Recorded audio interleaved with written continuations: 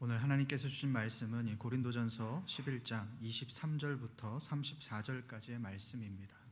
고린도전서 11장 23절부터 34절까지의 말씀입니다.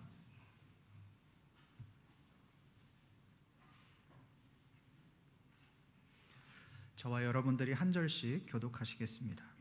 내가 너희에게 전한 것은 주께 받은 것이니 곧 주 예수께서 잡히시던 밤에 떡을 가지사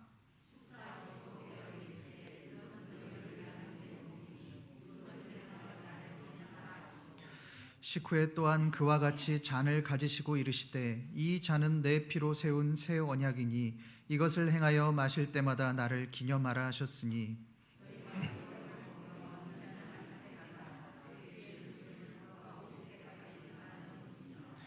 그러므로 누구든지 주의 떡이나 잔을 합당하지 않게 먹고 마시는 자는 주의 몸과 피에 대하여 죄를 짓는 것이니라.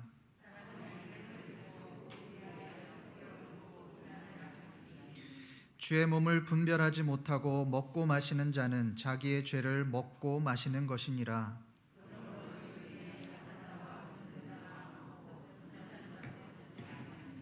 우리가 우리를 살폈으면 판단을 받지 아니하려니와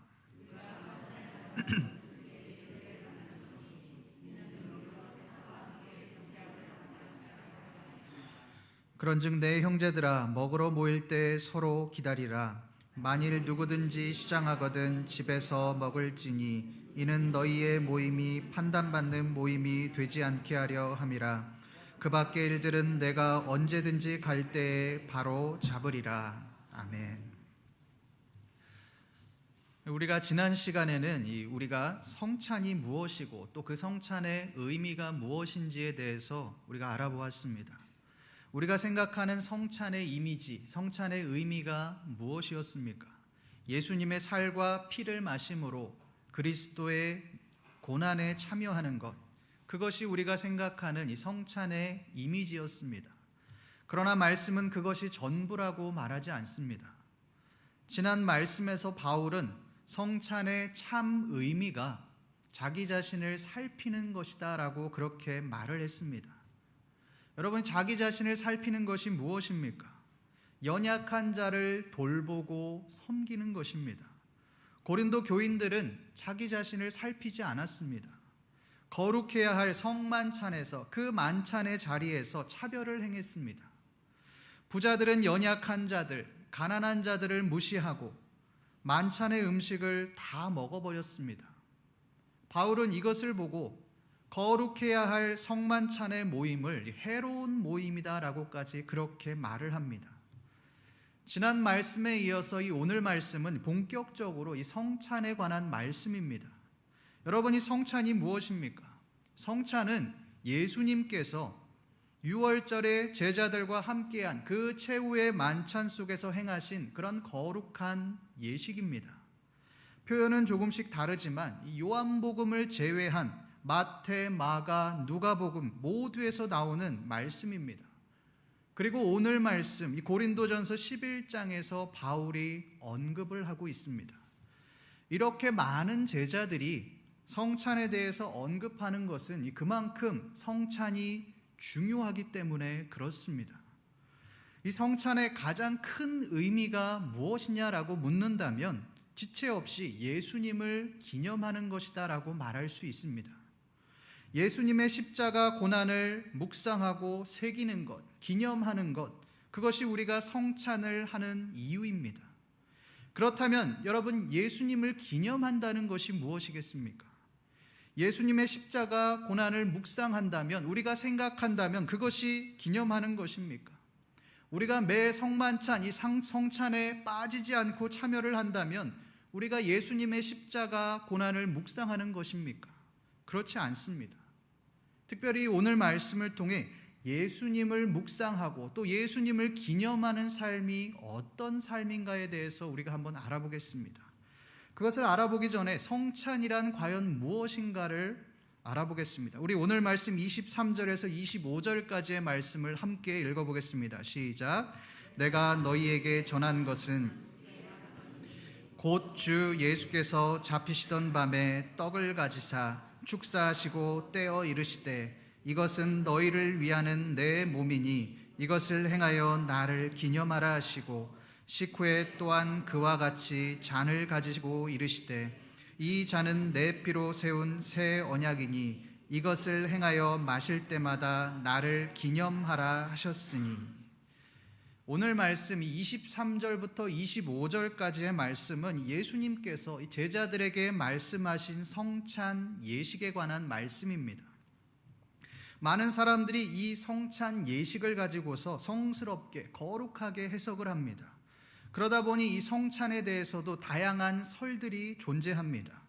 가톨릭에서는 이 성찬에 대해서 화채설을 주장합니다.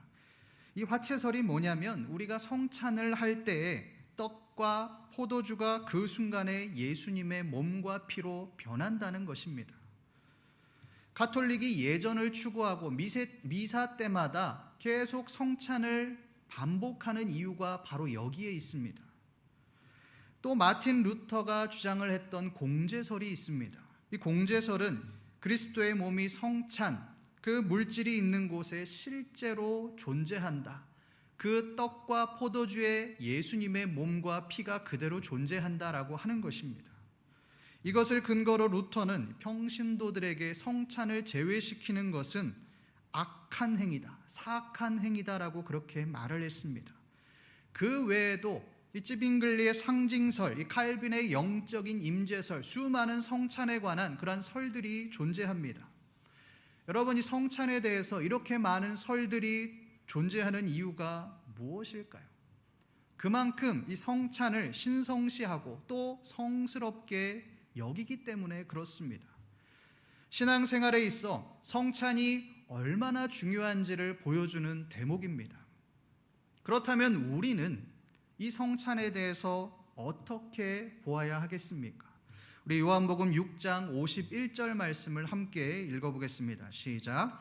나는 하늘에서 내려온 살아있는 떡이니 사람이 이 떡을 먹으면 영생하리라.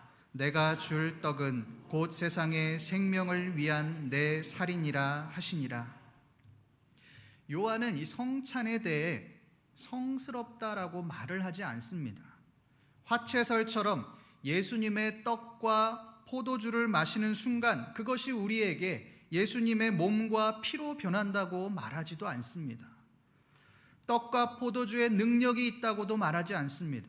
다만 성찬은 예수님의 몸과 피가 우리를 구원하고 살리는 희생의 결과라는 것을 분명하게 말하고 있습니다. 여러분, 이것이 의미하는 바가 무엇입니까? 우리가 떡과 포도주를 마시는 그 성찬의 행위 자체가 중요한 것이 아니라는 것입니다. 그 의식 자체를 신비롭게 여기고 그 행위 자체를 거룩하게 여기지 말라는 것입니다. 성찬을 통해 예수님이 우리를 위해 희생하신 그 희생을 기억하라는 말입니다.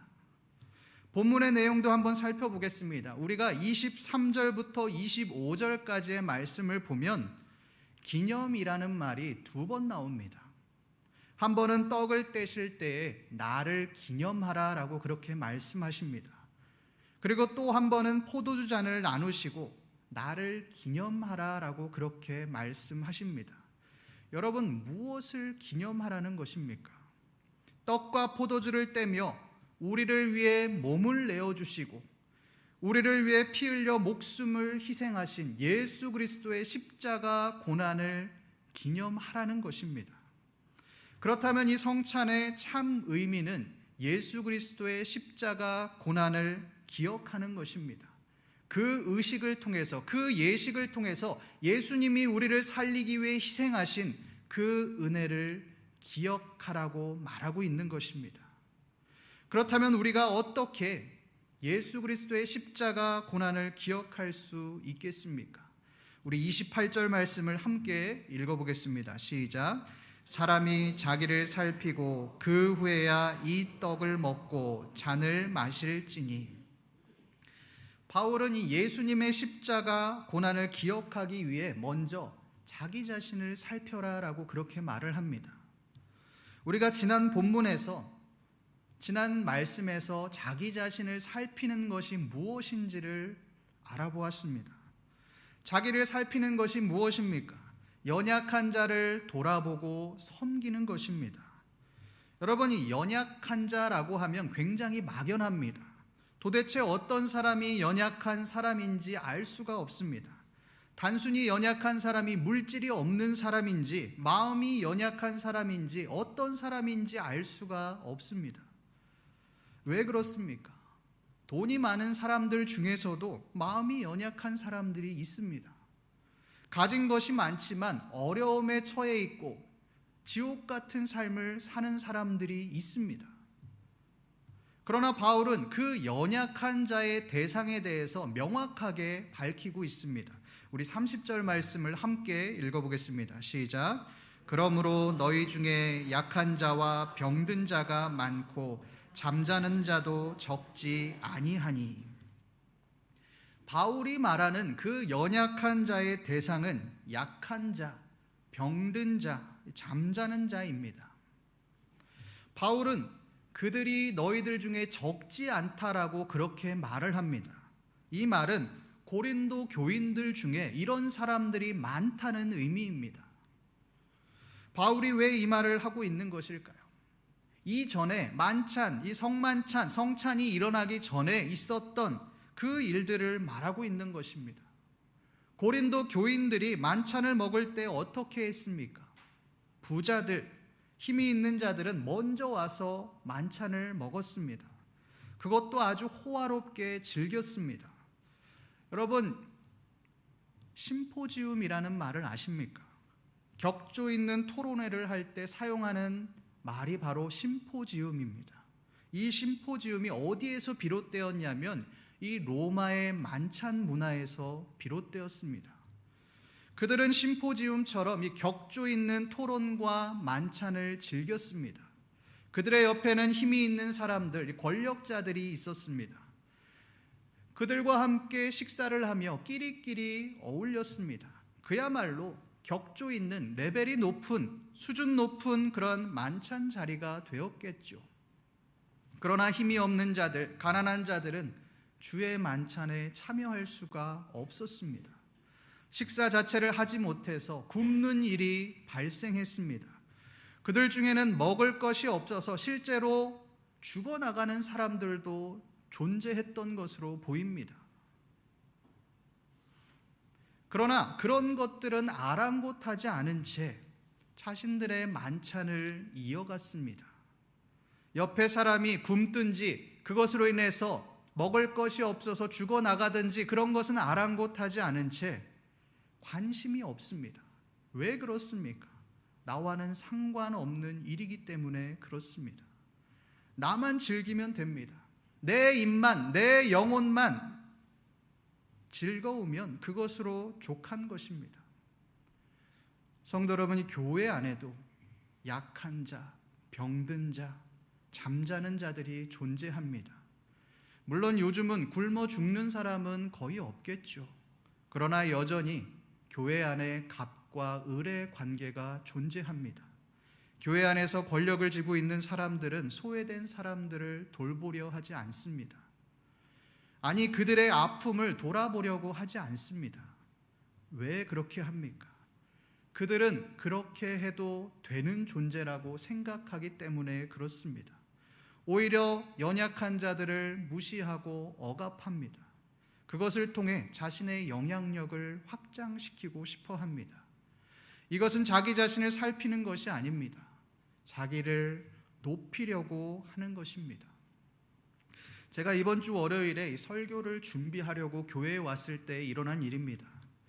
교회에 오는데 집 앞에서 어떤 아저씨가 길거리에 누워있는 것을 보았습니다.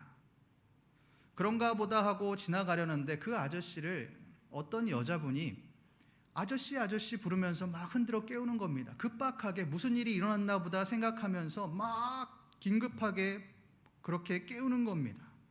그런데 그 아저씨는 아무런 대답을 하지 않습니다.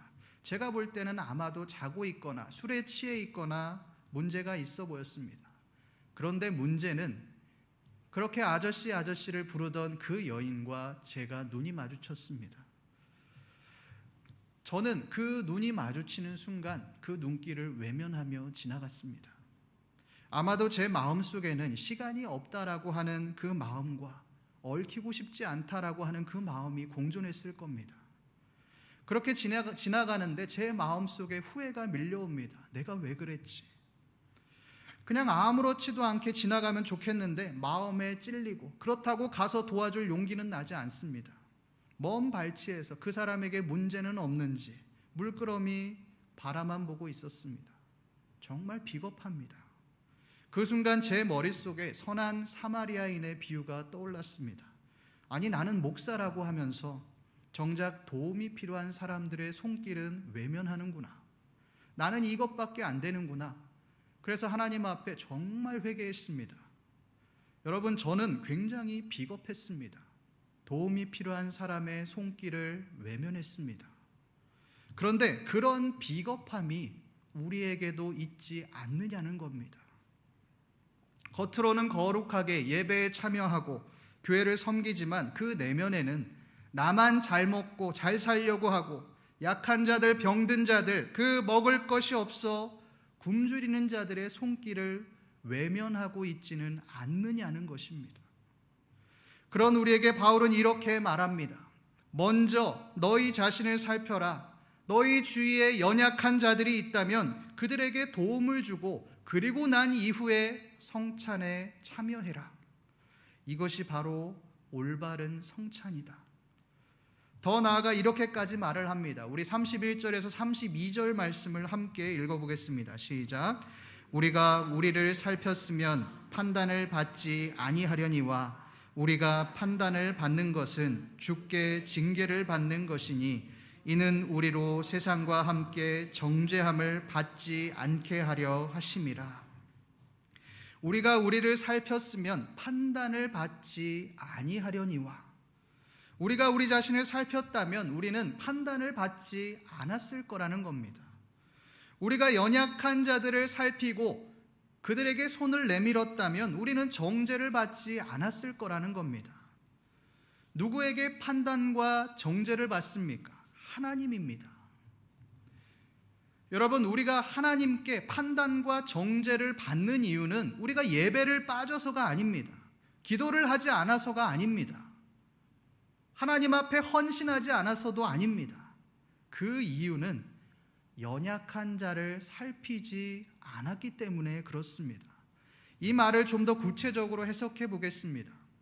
우리가 하나님 앞에서 아무리 선한 행동을 하고 거룩한 행동들을 한다 할지라도, 믿음이 좋은 그런 행위들을 한다 할지라도 소외된 자들을 살피지 않는다면, 우리 주위의 연약한 자들을 돌보지 않는다면 우리는 하나님 앞에 판단과 정죄를 받게 됩니다. 그것을 넘어 징계를 받게 된다라고 하는 것입니다. 여러분이 바리새인들을 보십시오. 그들은 그 누구보다도 거룩한 믿음의 소유자들이었습니다. 금식을 밥 먹듯이 합니다. 11조를 충실하게 드립니다. 그 누구보다도 하나님 앞에 열심인 삶을 살았습니다. 그런데 누가복음 18장에 바리새인과 세리의 기도를 보면 이 바리새인이 마지막에 이렇게 기도합니다. 나는 저 세리와도 같지 아니함을 감사하나이다. 여러분, 이 바리새인이 이렇게 기도하는 이유가 무엇입니까? 철저하게 갑과 을을 나누는 것입니다. 나는 이렇게 했으니, 하나님 앞에 이렇게 거룩한 행동들을 했으니 너희와는 다르다. 너희보다 믿음이 좋다. 너희와는 비교할 수 없는 사람이다. 그러한 철저한 갑의 의식을 가지고 있는 것입니다. 그러니 의린 사람들, 연약한 사람들과는 상종할 수조차 없는 것입니다. 그들을 철저하게 무시합니다. 성도 여러분, 우리가 이런 모습을 가지고 계시지는 않으십니까? 하나님 앞에 열심히 헌신하고 봉사한다 하지만 그것이 내 힘을 유지하기 위한, 내 소망을 이루기 위한 수단으로 하나님을 사용하고 계시지는 않으십니까? 신앙이라는 이름으로 내 권력과 영향력을 넓히기 위해 하나님을 이용하고 계시지는 않으십니까? 섬기려고 하기보다는 사람들을 내 앞에 섬기도록 하기 위해 노력하고 계시지는 않으십니까? 그렇다면 우리는 바리새인들과 같은 삶을 살고 있는 것입니다. 바리새인들은 이 신앙이라는 이름으로, 믿음이라는 이름으로 사람들에게 존경을 받았습니다. 그 거룩한 행실들로 사람들이 우러러보는 사람이 되었습니다. 그렇다면 그 거룩한 영향력으로 연약한 자들을 섬겨야 되지 않겠습니까? 나보다 못한 사람들을 세워주고 그들을 하나님께로 인도해야 하지 않겠습니까? 그런데 그 힘을 가지고 연약한 사람들을 무시했습니다. 철저히 갑과 을을 나누고 자신이 갑이 되려고 부단히 애를 썼습니다. 그렇다면 바울은 이것에 대해서 뭐라고 말씀합니까? 우리 33절 말씀을 함께 읽어보겠습니다. 시작. 그런즉 내 형제들아 서로 기다리라. 바울은 서로 기다리라 라고 그렇게 말을 합니다. 여러분이 고린도 교인들의 모습을 한번 보십시오. 지난 말씀과 오늘 말씀에서의 이 고린도 교인들의 모습을 보면 서로가 아니었습니다. 21절에 보면 먼저라는 말이 나옵니다. 그들은 서로가 아니라 먼저를 행했습니다. 먼저 자기의 만찬을 갖다 먹었고 먼저 만찬을 즐겼습니다. 거기에는 서로가 없습니다. 먼저만 있을 뿐입니다. 내가 먼저라고 하는 이기주의만 남아있을 뿐입니다. 다른 사람들은 굶든지 배고프든지 심지어는 굶어 죽든지 아랑곳하지 않는 겁니다. 그리고 내 배만 채우면 그걸로 족한 겁니다. 그러니 내가 먼저일 수밖에 없습니다. 그러나 바울은 먼저라고 말을 하지 않습니다. 서로라고 그렇게 말을 합니다. 이 서로에는 나보다 뛰어난 사람만 있는 것이 아닙니다. 나와 수준이 맞는 사람만 있지 않습니다. 나와 수준이 맞지 않고 연약한 사람들이 거들떠도 보지 않는 그러한 사람들이 바로 서로입니다. 같이 하고 싶지 않은 그 사람들이 서로에 포함되어 있습니다. 보기만 해도 치가 떨리고 꼴도 보기 싫은 그 사람들과 서로입니다. 수준이 맞지 않아 더 이상 함께 할 수 없는 그 사람과 서로 기다리라라고 그렇게 말을 합니다. 여러분, 혼자가 아닙니다. 서로입니다. 함께입니다. 이것이 오늘 말씀에서 바울이 성찬에 대해서 말하고자 하는 것입니다. 세상은 끼리끼리입니다. 같은 레벨의 사람들이 모여듭니다. 함께 교제합니다. 왜 이렇게 합니까? 그것이 자신들에게 도움이 되기 때문에 그렇습니다. 그래서 연약한 사람들과는 함께 하려고 하지 않습니다. 그렇게 하는 것은 내가 손해를 봐야 하고 그것이 나에게 피해가 되기 때문에 그렇습니다.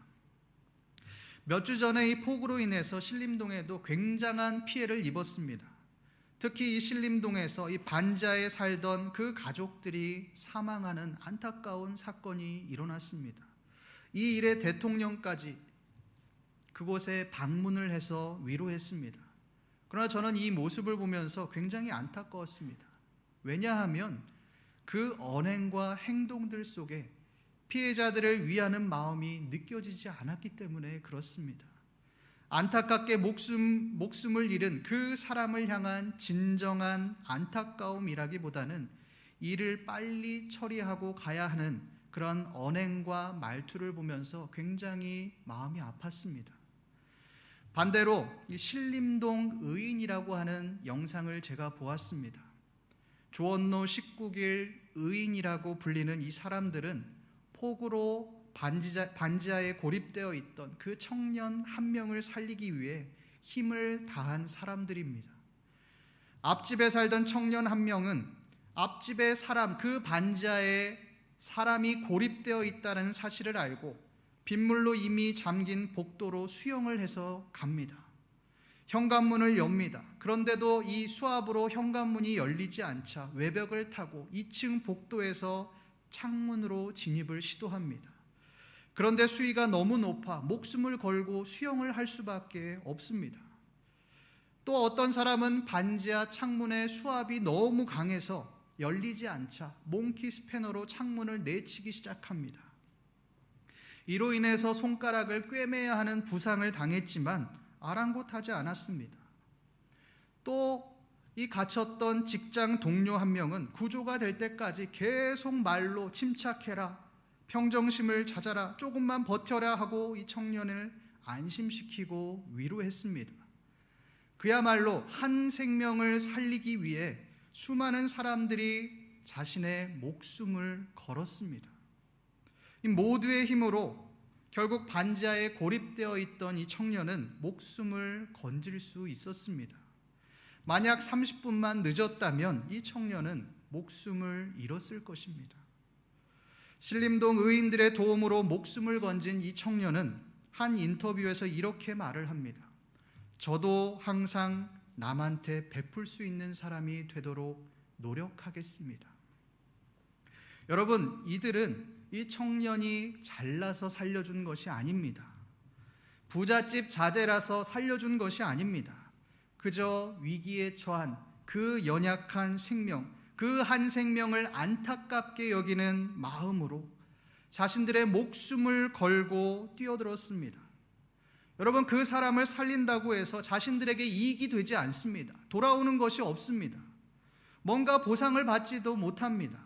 그러나 그들은 아무런 대가 없이 자신의 몸을 불살랐습니다. 목숨을 걸고 이 청년을 구조했습니다. 성도 여러분, 우리가 이런 사람이 되었으면 좋겠습니다. 우리가 주일만 되면 예배당에 나와 거룩하게 예배를 드립니다. 하나님을 위해 많은 헌신과 희생도 합니다. 그러나 그것보다 더 중요한 것은 우리 자신을 살피는 것입니다. 연약한 자를 돌보는 것입니다. 성찬도 마찬가지입니다. 여러분이 성찬만큼 거룩한 예식, 거룩한 의식이 어디 있습니까? 성찬은 예수 그리스도의 십자가를 묵상하는 거룩한 시간입니다. 그러나 우리가 진짜 그리스도의 십자가를 기념한다는 것은 단순히 우리가 성찬에 참여하는 행위가 아닙니다.